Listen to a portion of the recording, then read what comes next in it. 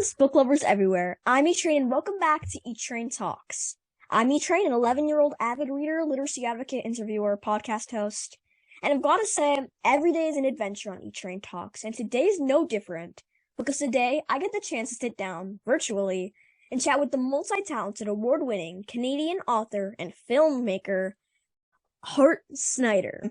Hart is a director, writer, and story editor who's edited films and series for CBC, NFB, Paramount Television, National Geographic, Global, History, Food Network, which my dad loves to watch, NBA Canada, and more. And yes, on top of all of this, he's a published author. Whoa. And Hart's been honored by the government of Alberta Canada, and he's the winner of the most inspirational short film, and recognized for many of his incredible film and writing projects by a lot of people. It's not hard to tell that Hart must have a pretty amazing and inspiring and just downright interesting writing journey and film journey to share with us today. But first and foremost, let's just all give a warm welcome to Hart Snider, because here at E-Train Talks, we love to give warm welcomes. Round of applause. Wow, man, thanks. That was a great intro. You're a good researcher. That was like heavy duty. Good look into the past, so that's exciting. I love Food Network too. And yeah, it's great to be here and talk about the book. So thank you. Yeah, I'm really excited you're here as well. And we're going to be taking a little bit of a dive into the past, and mostly we're talking about the present. The basketball game, your newest novel, which is in the past, but I don't think that counts. So one of the main reasons I've been looking forward to talking to Hart is because not only am I very curious to learn more about Hart's new novel, which just came out last month, The Basketball Game, which, in case you haven't heard of it, it's an autobiography told from the perspective of a 9-year-old boy who just so happens to be Hart's younger self. Hart's the protagonist, and it's an incredible true story full of heart, both Hart Snider and Hart. It's written as a graphic novel for upper middle schoolers, and it touches upon serious themes like racism, anti-Semitism, and hate. But the basketball game also shows us understanding, acceptance, and hope. As many of you listening probably know, topics dealing with combating anti-Semitism and racism are really important issues for me as a Jew, and also as just someone who, wants to make a difference and wants to make everyone welcome in this world.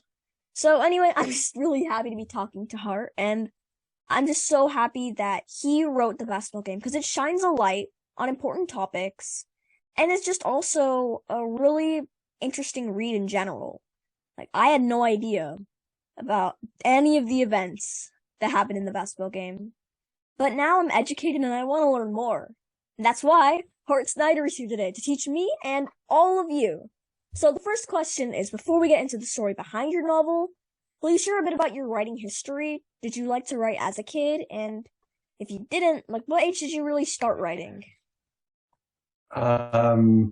Well, thanks again for all the nice things. I should have a show like this more often.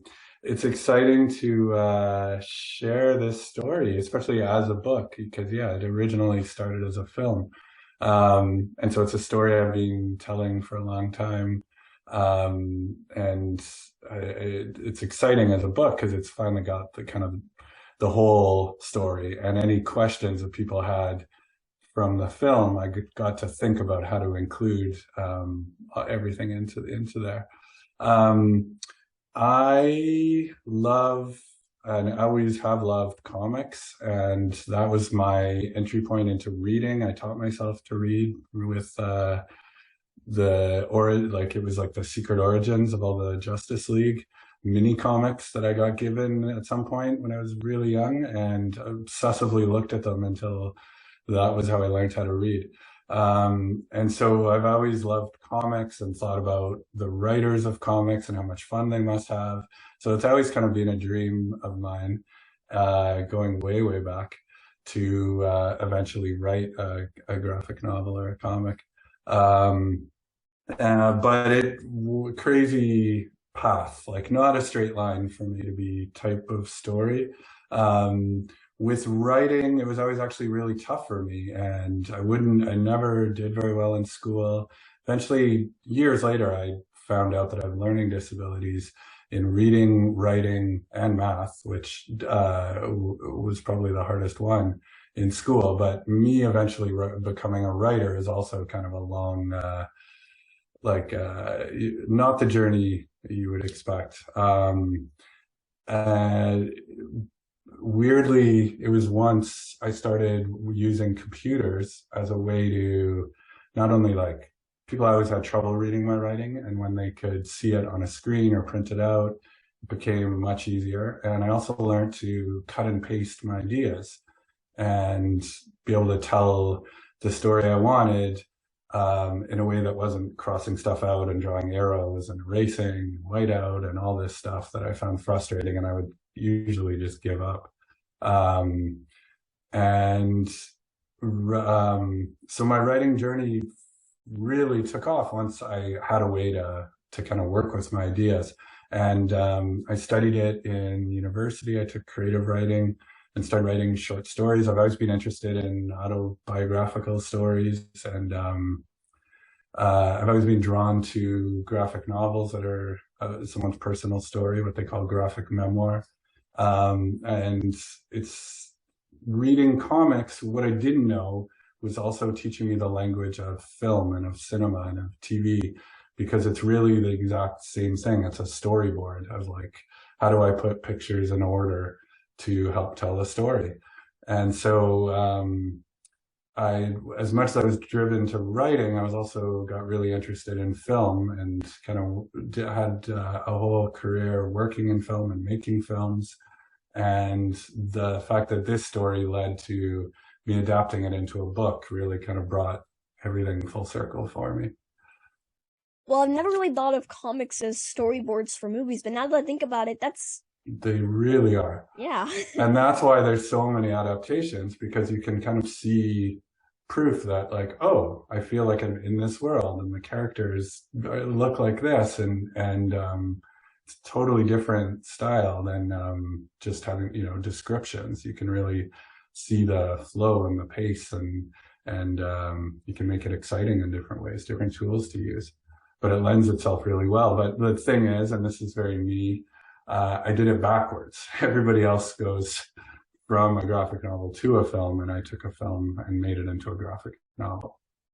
I feel like that might be a little bit easier. Like, so I would want to go that path as well. Like, also because I feel like, whilst comics are storyboards for films, I feel like a film could also be a storyboard for a comic.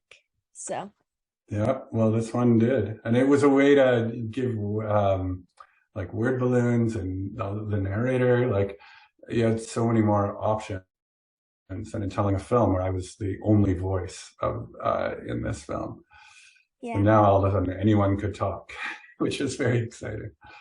I mentioned some of the important themes included in the basketball game, but would you share a bit more about the true story behind what inspired the book? It is a graphic memoir after all, and the story itself is just so wow. I want to hear it from your perspective. So what happened, and just what's the basketball game about at all?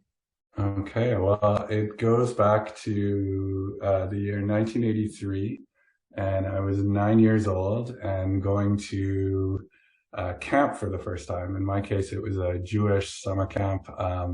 We went for 3 weeks. There were 2 different sessions, and it was like this big place in the community. The Edmonton Jewish community was pretty small. There was also Calgary is a nearby city, and people came from different places in Western Canada too, from Saskatchewan, to the camp. And it was this kind of like rite of passage, like finally I'm old enough that I get to go. And I was excited about it beforehand, and it definitely made a huge impression on me, and I kept going there for years. Even my parents went to this camp. The year that I went was a time in Alberta's history where unfortunately there was a lot of anti-Semitism in the news, and there were a few events that happened, and then the story came out about a teacher in Eckville, Alberta, who he was a social studies teacher. He was also the mayor of the town of Eckville, and he'd been fired, and it came out that he'd been in his classes teaching anti-Semitic conspiracy theories instead of the regular social studies stuff that one might learn in school. Instead of teaching about the Holocaust, he taught Holocaust denial. And he not only was found out that he was doing this, it had been going on, I think it was for 11 years by the time it finally came to a head and he was fired. So there was a lot of headlines about it and about how this could have happened. And there was a lot of, fear and worry, and you can imagine a whole range of emotions in the Jewish community about how do we deal with this? This is crazy. A lot of different opinions and people from all across Canada being interested and the world, finding out about the story. And it was this embarrassment. It was, it was a terrible thing to have happened, and the community wondered what to do. And they gave a lot of interviews. There was a lot of public discussion, and it eventually led to a trial, and eventually led to a Keepstra. I'll end his story, which was he was convicted of spreading hate against Jewish people, and it was the first time that Canada's laws about hate had ever been tested by his going to court. So it became an important thing in Canada, his story.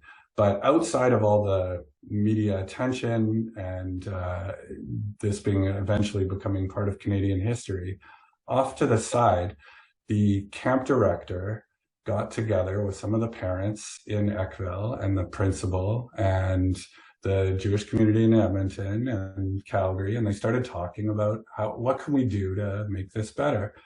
People in Vancouver brought the kids to a conference about the Holocaust. They tried to teach them the reality of the truth of what happened, and how they had unfortunately been taught so many lies in school.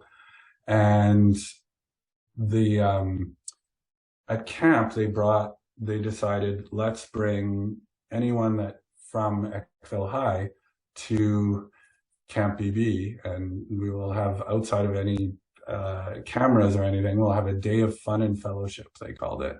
And it was a picnic and some events and a basketball game. And so, very long answer to say, I was 9, and that my first summer at camp, and I ended up playing in this basketball game. Now, were you good? I was not that good at basketball. No, I was wondering if this would ever come up. Yeah, not a natural. It's funny, my memories of the whole thing, because it's like I'm not a natural basketball player, but I do remember taking part in this sport, this event. Yeah, I like soccer. Yeah. Wow. That's just such a. I can't imagine the emotions that went through all of your heads. Like, these kids were taught lies about you. And in one of the scenes in the book, one of the kids asked, "So do you have horns?" to you. Yeah. And that, I just can't imagine, like, how you must have felt. Like, these kids who had been taught to basically hate Jews, they'd been taught lies. Their whole lives, since they had that teacher, they thought that we were just people. We were it's liars. Really tough. Yeah. I can't imagine how you must have felt. That's just like, I'm at a loss for words. And I'm gonna say it again, everybody. You need to read the basketball game to find out a little bit more about the story and see it through the eyes of 9-year-old Hart Snider. He doesn't really look not like 9 right now, but he was 9 in the book. It was 40 years ago. Yeah, almost. I think, that was a crazy situation, but the overall thing that came out of the event wasn't that we were just exposed to, terrible remarks. it was being together, I think, was a way to diffuse all the tension and all the ideas and all the stuff you'd been taught and the stereotypes, and realize that it wasn't just them, that we had our own stereotypes of who they were, and from what they'd been taught. And my friend, I remember him saying it to me back then, but even as adults, I talked to him about it, and he had the exact same thing to say. My friend Danny, who said, it's not their fault that they were taught these things. And until they had a chance to actually interact on a just person-to-person level, it's like, how can you break free of all this stuff, that all these ideas maybe that you've been taught or that you're going to see online, or so many different ways that people unfortunately might see racist ideas or anti-Semitic ideas. Definitely. So hopefully talking about it is a way past it or through it. Yeah, conversations are so important. And speaking of conversations, so in one of the beginning scenes of your book, it says like the only reason you joined the basketball game was because pretty girl asked you. Did that actually happen? Was that actually? Well, I would say with a lot of the story, there's like these moments, because I was 9 and this was a long time ago. That's true. So there's things that I like clearly have never forgotten. And like the moment when they come in on the school bus and step off, and it was like, oh my God, it's them. Like this, like I'll never forget that moment. And the interaction I had on the basketball court before the game, I'll never forget it. And I'll also never forget, by the end of the game, feeling like I was playing basketball and I was more worried, of being in position and making a pass and playing defense. And we were just interacting like regular people. And so those things are all in the story, but I also had to, put it together as a story. So everyone needs characters always need a motivation and a reason to do things.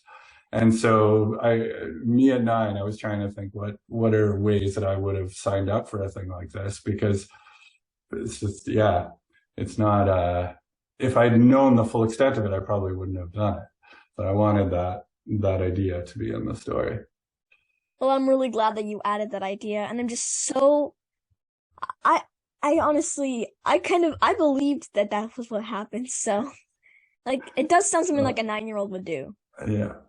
The Galit who's in the story is based on my wife. So we didn't actually go to camp together, but at her camp, she was really good at making friendship bracelets, and that was like her thing that she was known for. So I kind of put her into the story too, even though she wasn't there. And as I said before, the basketball game deals with important and sensitive themes of anti-Semitism, hate, fear, and prejudice. And as a Jew myself, I'm just so glad that you wrote the basketball game. But I just can't imagine what it must have been like to come face to face with kids that were brainwashed and taught to hate and fear you just because of your ethnicity, just because you were Jewish. So your story shares events that took place, as well as what you were feeling during the events that happened back in camp when you were 9 years old. So what happened next? After you went to the camp, what happened after that? Did you become friends with any of the kids? Did you continue to experience anti-Semitism? Were the events still going on in Alberta? These are all good questions. I don't know where to start. Well, in Alberta, I would say things in the 80s and even in the 90s, there were a lot of flare-ups. And to this day, where you'll hear about an incident, graffiti, or I'm sure a lot of incidents that don't go reported. So it's never, unfortunately, something that goes away. That's true. And so there were other incidents in that time, but I feel like maybe 10 years ago when I was making the film, I was looking back at that time and thinking it was an important time in Alberta's history and in Canada's history, and I wanted to tell a story that people didn't know, but they connected to an important event. Yeah. Let me think where I was going with that. But in the 40 years that happened since, I guess looking at it now, it's the a community's approaches of being Yeah. open to each other that I think is this important thing that I just want to be out in the world, that there's a lot of different approaches. And I think talking about it and being neighborly and sharing and, having a picnic, like it sounds almost like, how did that work? But of course that worked at the same time because it's Yeah. just people identifying with each other on an individual basis. And that's how I think you defeat these like ideas like stereotypes and racism. I feel like the basketball game, it's continuing the conversation. It's helping a lot of kids understand what really happened because reading a news report isn't really going to help us understand what happened, but a graphic Yeah. novel definitely can. And the point of view of a kid, I think, really helps. That's true. Yeah. Um, Even though I think one of the craziest parts of the story is that I was that young when Hmm. it happened, and I do kind of have um, 12 and up in there, although it's kind of 11 and up. Also, uh, I feel like you do need to kind of be at a level to talk about it all because it is tough. Yeah. It's a serious subject matter. Um, and I think having the conversations and being open to, having adults that you trust and that you can talk to Yeah. about these things is really important. It is so important. And since starting my podcast, I've heard from several authors that they've been told their manuscripts or their books in general, like they've been told that their books are too Jewish by others in the book industry. Hmm. And they needed to tone down the Jewishness of their writing. Have you ever experienced this in your writing or film journey? And if not, has this happened to anyone that you know? No, I mean, it sounds like something more that I would think happened a long time ago. I know there were a lot of Jewish writers who would create these characters who were like, essentially kind of a very Jewish thing about them, but they weren't outwardly talking about being Jewish. So, like, I don't know, I could give you a bunch of dated references, but or talking about the Jewish experience without Yeah. saying this is a Jewish character. And I think Clark Kent is probably my favorite example of that, like Superman's alter ego. I think that the two Jewish teenagers who created Superman were saying something when they created Clark Kent. But um, anyways, I think I have never been told anything like that. I don't know how I would even react. I feel like in writing, and the reason why I love autobiographical writing so much is like I want to feel like I'm in someone else's story. I want to see Yeah. the world through someone else's eyes. And I think empathy is this like incredible, that's like everything I do. I'm trying to see it from that point of view. How can I build empathy with the reader or the audience if it's a film? And that's why I love making documentaries, and that's why I love autobiographical graphic novels, because you're getting a chance to see the world through someone's eyes, and often the details I think that make us unique, that you include in your own personal story, that make it feel real. That's what people identify with, even if they're not Jewish. They're like, oh, we have a thing like that, or oh, that's what that is, or I've always wondered what. Like Yeah. I included Shabbat in there because Hmm. for me that I remember that making me feel comfortable at camp. Like it's this universal thing, just like I do at home. Cool. And so I wanted that moment in there, but I think it's a way to share who we are, and I love when I get that sort of thing in stories.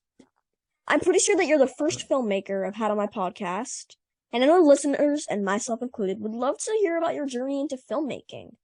Now, I know that comics really inspired you to start filmmaking, but I'm also just curious, once you started becoming a filmmaker, how did you find like roles in all these companies and organizations like Food Network, Discovery, that kind of stuff? Um, wow. Well, I guess I started with film, just with my friends, making ridiculous things to make each other laugh. And back then we were using VCRs to edit, so we'd have two of them wired together and play one and record on the other one.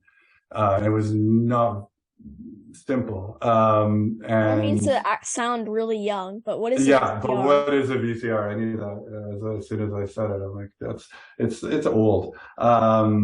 They were tapes that you would Okay. use. So that was how I started. And then, like I was saying, with writing, it was getting on a computer and being able to cut and paste that idea.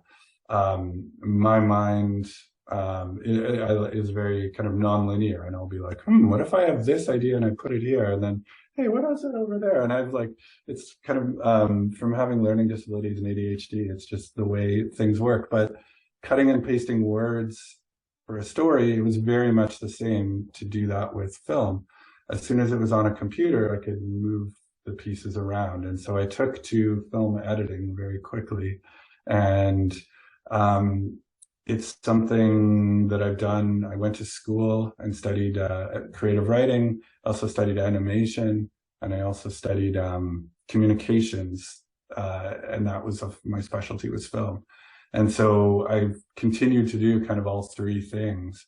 And I love editing, and especially documentary editing, because it's very much like writing. It doesn't start with a script. It's like a giant puzzle where people film hundreds of hours of material, of interviews like we're doing. And then it's my job to go in and figure out how do you turn this into a movie, a story that's just going to be, 90 minutes long, and use like less than 99.99% of all this stuff that I'll throw in the garbage and just take, the hour and a half that tells the story. So that sort of puzzle, I absolutely love. And so I've worked on all sorts of documentary related things, including, Food Network food stories, which some people love. I did a show about food trucks that was really awesome. Um, and I love telling stories that way and seeing the world through the eyes of someone who, I've never met before, but now I kind of look into their world. And so I love that. Yeah. Yeah, and I think it's the kind of thing when I finished school, that was when it was right before YouTube had started, and I was making short films with my friends and sharing them online, and it was right at the start of all of that. And so that was kind of my way into just like making things and making connections because people were seeing things I was making. And then it led to work on TV shows. First, it was a show about Cirque du Soleil behind the scenes. And they had like hundreds and hundreds and hundreds of hours. And someone had to figure out where the story was. And so I've been doing that for about 20 years on different shows. And each one is a totally different world and experience. So it's exciting. And in my time outside of that, I try and tell my own stories. And so I've made The Basketball Game and Shop Class as two autobiographical animated films, and now turned The Basketball Game into a book. Out of all the short films, videos, and TV shows you've been involved with, which project's been the most meaningful to you? Well, besides the basketball game. Wow. Yeah. That's tough because everything I make, is like the thing I'm slowly working on, Yeah.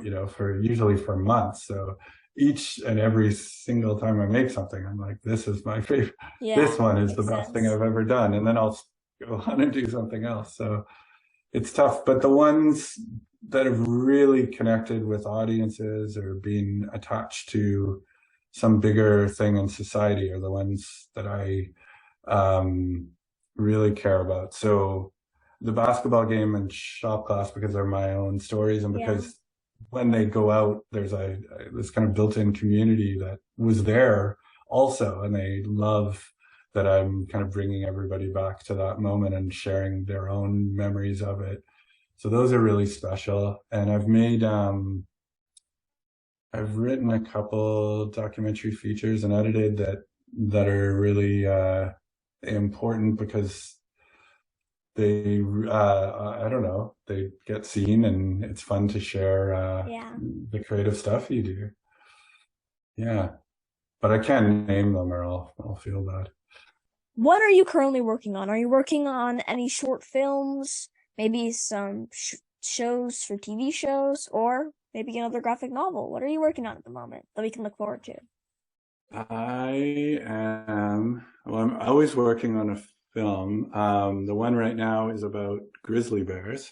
Ooh. It's about grizzly bears being rewilded. So That's interesting. unfortunately, the cubs, if the mother passes away and the cubs aren't old enough to take care of themselves, they're not going to survive very long. So it's a story about a grizzly bear center in northern BC where they try and raise them until they're old enough to be put into the woods, rewilded. So it's an interesting story. That does sound really interesting. I want to watch that. Yeah, and I'm usually I don't know. I did one about a band before that, a famous Vancouver band, and this great story behind them. I get to work on so many different cool areas where it's like I didn't know anything about it before, and by the 6 months later, I'm going to know everything about it, and hopefully be able to tell the story to somebody else in an hour and a half. If you could be or meet any literary character, fictional or real, who would it be and why? Wow.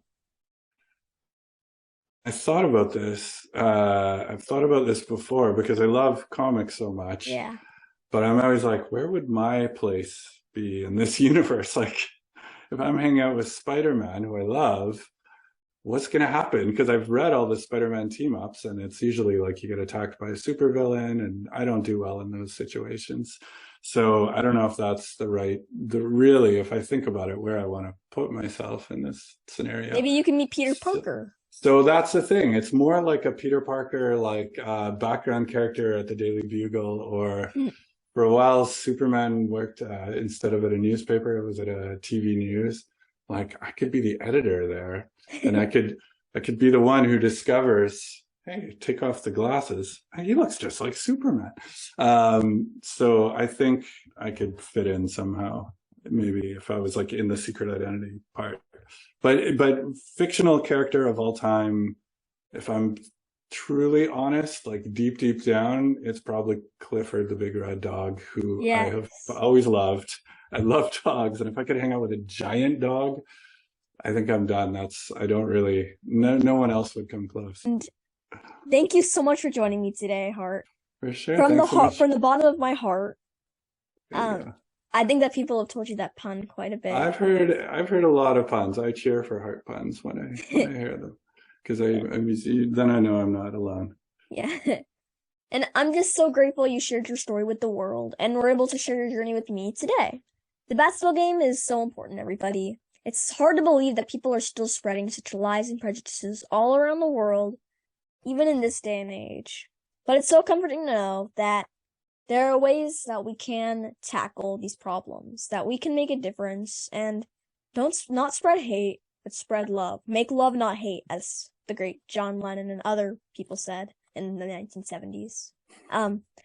So anyway, I hope the basketball game gets into the hands of teachers, librarians, and students, so the important lessons shared in your story can inspire others to remember to be kind and accept everyone who's different and spread the truth. Because teachers, they're supposed to tell the truth, because they're not really teachers if they can't really teach the truth. And I hope you all enjoyed hearing about Hart Snider's writing journey, filmmaking journey, other journeys.